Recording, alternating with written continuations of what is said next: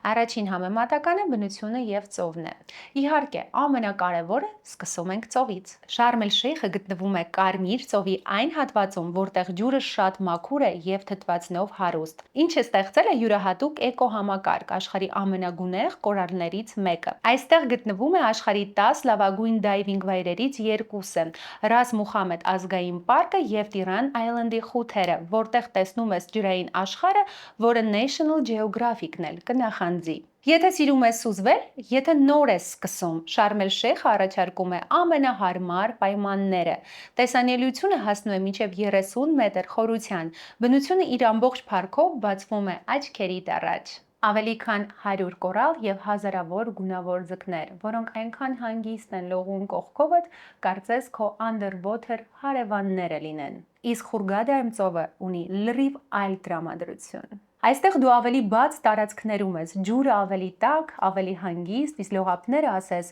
հանգստի համար պատրաստված լինեն, փափուկ ավազ, ոչ մի քար ու ոչ մի խուտ։ Ուղղակի մտնում ես ջուրը առանց մտածելու ոտքը ցավալու է, թե ոչ։ Իդեալական է երեխաների, տարեցների կամ նրանց համար, ովքեր պարզապես ուզում են ջրի մեջ լինել առանց մտածելու ինչ կա հատակում։ Խուրգադայի որոշ հյուրանոցներ նույնիսկ ունեն լողավազանային հարթույթներ, որոնք շարունակվում են դեպի ծովը, հեշտացնում է մուտքը մինչև սայլակով մարդկանց համար։